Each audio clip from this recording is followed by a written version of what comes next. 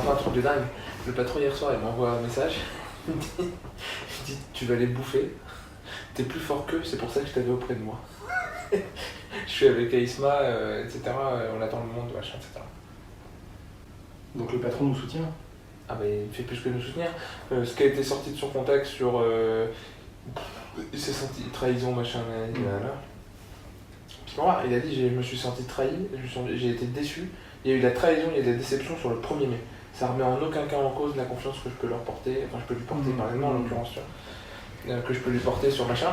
Il l'a redit encore et je suis fier d'avoir embauché Alexandre Benalla à mon cabinet. Sur le reste, la justice elle fera son travail. Quand j'entends les conneries qui ont été dites, machin, etc., il est comme un fou.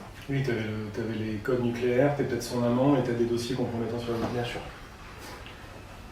Et il était un bonhomme, il a dit comme ça, il m'a dit tu vas les bouffer, t'es plus fort qu'eux. C'est énorme. Ah putain. Non mais Quelle merde. Ta femme va bien? C'est chaud, hein. C'est-à-dire? Bah, elle est à bientôt 8 mois, elle avait rendez-vous avec la sage-femme, justement. Perquisition? C'est passé quoi? T'as mis les menottes et tout? Ah, pas pendant la perquise, non. Non, ils étaient super cool avec moi, les flics. Franchement, super sympa. Au début, j'ai menti, j'ai dit non, j'ai pas de flingue. Après, ils m'ont dit attends.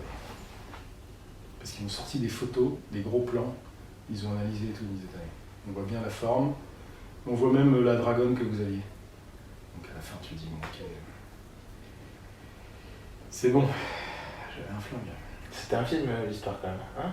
Ah, mais c'est un cauchemar, ouais. Un film d'horreur. C'est une bonne expérience. C'est pas trop métier à 26 ans, il n'y a pas grand monde qui provoque 2 commissions d'enquête parlementaire, qui bloque le fonctionnement du Parlement. Ça le fait rire. Moi, lui, ça le fait marrer. Lui, il est mort de rire.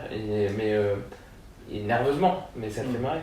Mais ça le choque pas plus que ça, on est entouré d'une bande de débiles. Si demain il y a vraiment une crise, comment ça va se passer, quoi? C'est Isma qui m'a dit ça tout à l'heure, il m'a dit écoute, si demain il y a vraiment un truc beaucoup plus grave et tout, qu'est-ce qui va se passer?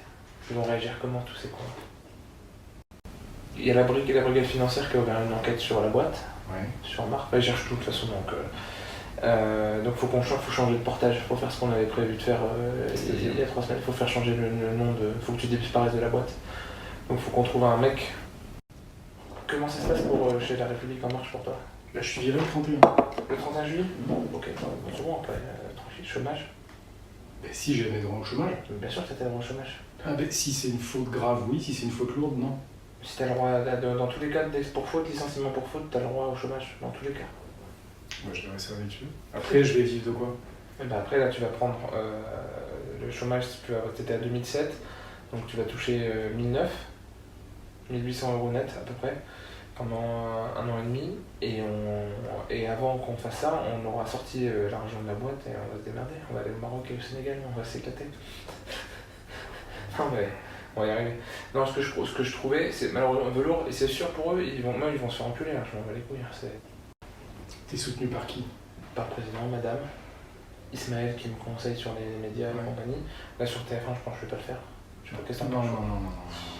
Surtout pas. Enfin, moi, mon avocate, elle me dit, mais elle a pas compris ce que t'as fait. Hein. Elle me dit, mais putain, faut pas les alimenter. Je répète ce qui est dans mes auditions. Ouais, mais plus tu dis des choses, plus ça les excite. Là, l'intensité au niveau médiatique, hein, je ne parle pas politique, descendait un peu. À chaque fois que tu remets des pièces dans la machine, pouf, ça repart. C'est pour ça que moi, elle m'a dit, aucun communiqué. Tous les journalistes de la Terre m'ont appelé, je leur dis d'aller se faire foutre. Je parle à personne.